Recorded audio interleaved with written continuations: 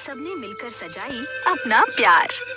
चूल्हे पर पकते स्वादिष्ट व्यंजन, हंसी में घुला हर दिल का संजन।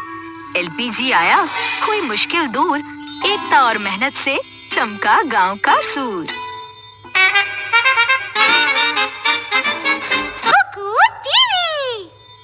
ओमकार चारपाई पर बैठा होता है।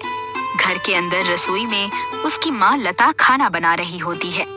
कुछ ही देर बाद लता रसोई से निकलकर उस कमरे में आती है जहाँ ओमकार बैठा होता है।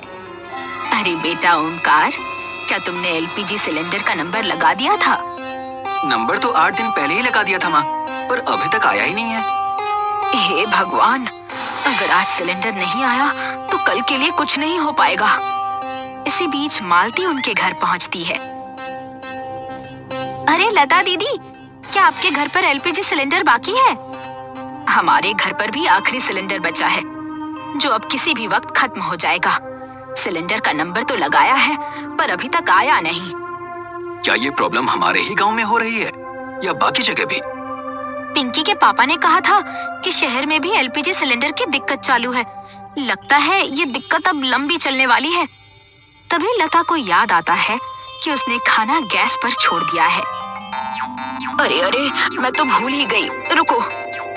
लता जल्दी से रसोई की ओर भागती है और देखती है कि कहीं उसकी सब्जी जल तो नहीं गई। वो नीचे झुककर गैस चूल्हे को देखती है, लेकिन उसे पता चलता है कि वहाँ आग ही नहीं जल रही है।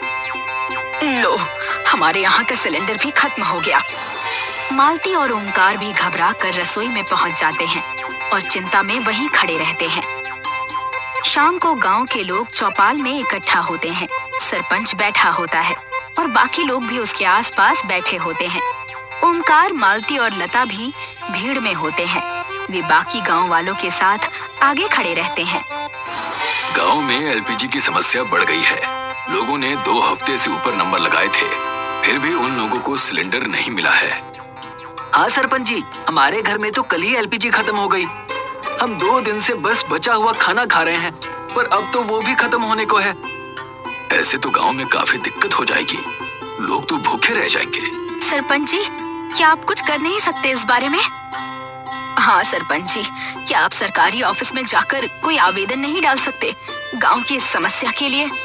हाँ सरपंच जी, मैं एक आवेदन लिखने में आपकी मदद करता हूँ और हम दोनों कल सुबह ही जाकर दफ्तर में उसे जमा करा देंगे।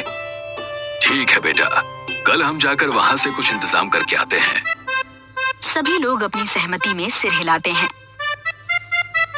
धीरे धीरे डूबते हुए सूरज की रोशनी पूरे माहौल पर फैल जाती है। अगली सुबह ओमकार टेबल के पास रखी कुर्सी पर बैठा होता है और वहाँ एक चिट्ठी लिख रहा होता है। तभी लता रसोई से बाहर आती है। अरे बेटा ओमकार, क्या कर रहे हो? माँ, भूल गई क्या? आज मुझे सरपंच जी के साथ सरकारी दफ्तर जाना है, बस उसी लिए आवेदन लिख रहा हूँ। अच्छा ठीक है, तुम सरपंच जी के साथ चले जाना और मैं भी जरा बाहर जा रही हूँ। कहाँ माँ?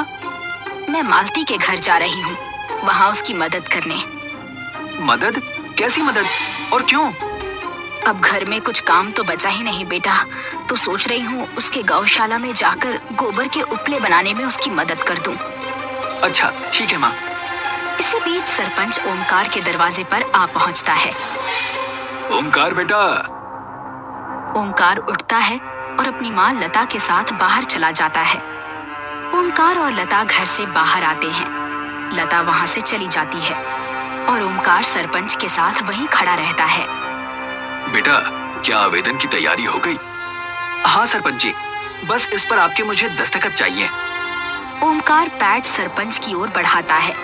सरपंच जी कागज पर हस्ताक्षर करते हैं और सरपंच के साथ वहां से चला जाता है। ओमकार और सरपंच चलते हुए सरकारी दफ्तर तक पहुंचते हैं। वहां पहुंचकर वे देखते हैं कि दफ्तर के बाहर बहुत से लोग खड़े हैं। वे भीड़ के बीच से अंदर जाने की कोशिश करते हैं। तभी ओमकार भीड़ में खड़े एक आदमी से पूछता है। अरे भैया जी, ये भीड़ किस चीज की है? अरे क्या बताऊं भैया, गांव में एलपीजी सिलेंडर की किल्लत हो गई है। सब यहाँ उसी समस्या की वजह से आए हैं। क्या कह रहे हैं? आपके भी गांव में? हाँ, ये तो बहुत बड़ी दिक्कत हो गई। अब क्या होगा? तभी डीएम दफ्तर से बाहर आते हैं और वहाँ खड़ी भीड़ से बात करते हैं। गांव वालों, हमने शहर में बात की है। एलपीजी सिलेंडर की कमी हर जगह है, उसकी वजह से ये दिक्कत हो रही है। आप गांव वालों को कुछ दिन और बिना एलपीजी के निकालने होंगे और मैं कोशिश करती हूँ कि मैं जल्द से जल्द कोई प्रबंध कर सकूं। डीएम वहाँ से चले जाते हैं। उनकी बात सुनकर भीड़ में खड़े सभी लोग उदास होकर सिर झुका लेते हैं। ओमकार और सरपंच भी एक दूसरे की ओर देखते हैं और उनके चेहरे पर भी चिंता साफ दिखाई देती है। सरपंच जी, अब क्या? मुझे भी कुछ समझ में नहीं आ रहा है, पर गांव वालों को जवाब तो देना ही होगा।